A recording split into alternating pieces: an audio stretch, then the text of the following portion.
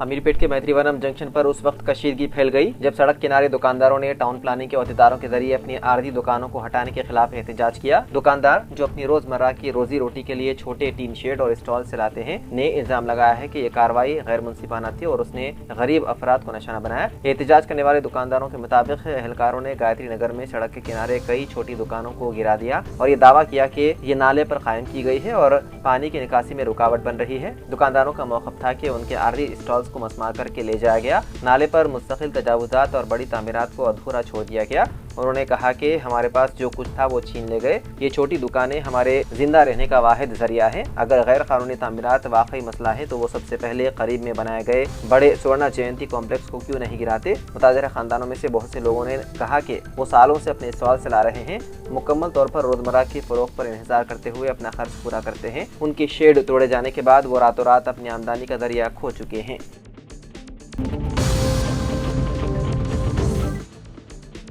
जनाब आमिर अली खान साहब, news editor सियासत ने सहाफ़ियों बिलखुसूस सोशल मीडिया से वाबस्ता अफराद को असली टेक्नोलॉजी से हम आहंग करने के लिए मीडिया इंक्यूबेटर के क़याम का ऐलान किया। उन्होंने कहा कि मुल्क के नामवर सहाफ़ियों के जरिए अखबारात, इलेक्ट्रॉनिक मीडिया और सोशल मीडिया से ताल्लुक़ रखने वाले 10 मुख्तलिफ प्लेटफॉर्म्स के सहाफ़ियों को जदीद टेक्नोलॉजी की ट्रेनिंग दी जाएगी ताकि वो अपने अपने मैदानों में पेशे सहाफ़त से इंसाफ कर सके। आमिर अली खान साहब ने मौलाना आज़ाद नेशनल उर्दू यूनिवर्सिटी में उर्दू सहाफ़ियों के तेरोज़ा सलाहियत सादी वर्कशॉप से खिताब कर रहे थे। उर्दू यूनिवर्सिटी और कौमी कौंसिल बराए फ़रोग़ उर्दू ज़ुबान ने मुश्तरका तौर पर वर्कशॉप का एहतमाम किया। Vice chancellor professor Syed Ainul Hasan, doctor Sarfaraz Saifi, CEO Bharat news network Delhi, doctor Mohammad Shams Iqbal, director Qaumi council Baraye Farogh Urdu Zaban, director Yamin Ansari, resident editor Roznama Inquilab Delhi और दूसरों ने वर्कशॉप से खिताब किया।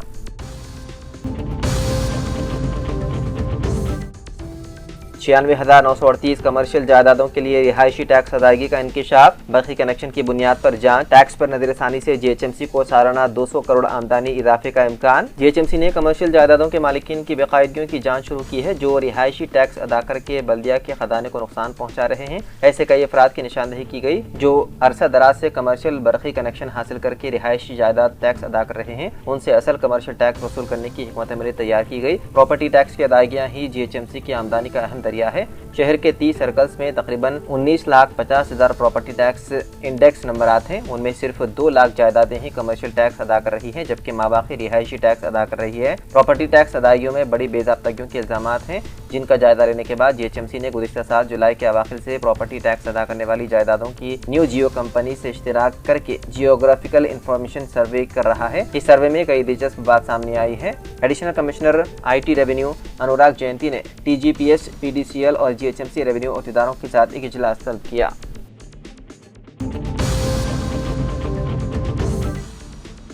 नायब वज़ीर आला मल्लू भट्टी विक्रमार्का ने कहा है कि दुनिया भर के मल्टीनेशनल कंपनियां तेलंगाना में बड़े पैमाने पर सरमायाकारी में दिलचस्पी रखते हैं जिसके नतीजे में न सिर्फ नौजवानों को रोजगार हासिल होगा बल्कि इजराई शोबे के लिए रियायतों में इजाफा होगा। भट्टी विक्रमार्का ने सनती तरक्की से मुतालिक काबीनी सब कमेटी के इजलास की सदरत की। इजलास में रियासती वज़रा श्रीधर बाबू, P श्रीनिवास रेड्डी के अलावा आला अहदेदारों ने शिरकत की।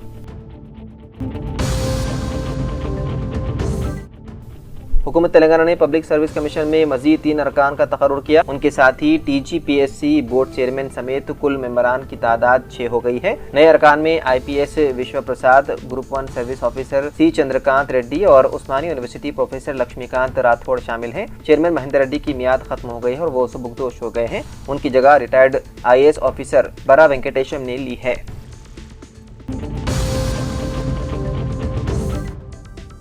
BRS के रुकन असम्बली हरीश राव ने राशन डीलर्स के एहतजाज की मुकम्मल तायद व हिमायत की है। राशन डीलर्स के वफ्द ने हरीश राव से मुलाकात करते हुए उनके कमीशन में इजाफा कराने का मुतालबा किया। वादे रहे कि कांग्रेस पार्टी ने असम्बली इंतखाबात से कबल राशन डीलर्स को माहाना 5,000 रुपये मुआवजा देने के अलावा कमीशन में इजाफा करने का वादा किया था जिस पर अमलावरी न होने की वजह से राशन डीलर्स ने एहतजाजी रुख इख्तियार किया। हरीश राव ने कहा कि कांग्रेस पार्टी ने अवाम से किए गए कोई भी वादे को पूरा नहीं किया। इख्तिदार हासिल करने के लिए समाज के तमाम तबकात को हथेली में जन्नत दिखाई है। उन्होंने कहा कि इख्तिदार हासिल करने के बाद कांग्रेस को वोट देने वालों को धोखा दिया जा रहा है।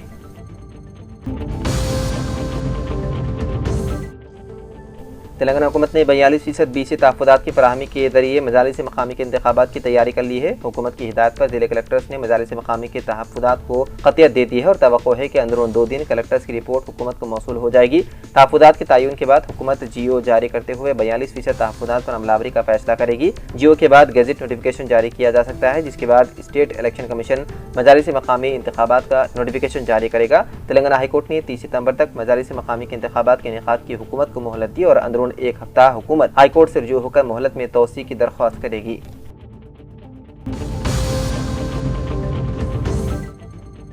AICC इंचार्ज तेलंगाना मीनाक्षी नटराजन और सदर प्रदेश कांग्रेस महेश कुमार गौड़ ने पार्टी कायदीन के साथ जूम इजलास मुनक़िद करते हुए तेलंगाना में AICC की जानिब से ऐलान करदा प्रोग्रामों पर अमलावरी का जायजा लिया। मीनाक्षी नटराजन ने कायदीन से कहा कि राहुल गांधी ने कौमी सतह पर वोट चोरी के जिस मामले को बेनकाब किया है उसे अवाम तक पहुँचाना कायदीन की जिम्मेदारी है। उन्होंने कहा कि अवाम को इस बात से वाकिफ कराया जाए कि मरकज़ी हुकूमत ने इलेक्शन कमीशन की मदद किस तरह वोट चोरी को अंजाम देते हुए अवाम के जमहूरी हुकूक को सल्ब कर दिया। उन्होंने कहा कि बुनियादी सतह पर वोट चोरी मामले में अवामी दस्तखती मुहिम को तेज किया जाए ताकि अवामी दस्तखतों के साथ इलेक्शन कमीशन को याददाश्त पेश की जाए। उन्होंने 15 अक्टूबर तक हर देहात में दस्तखती मुहिम मुकम्मल करने की हिदायत दी।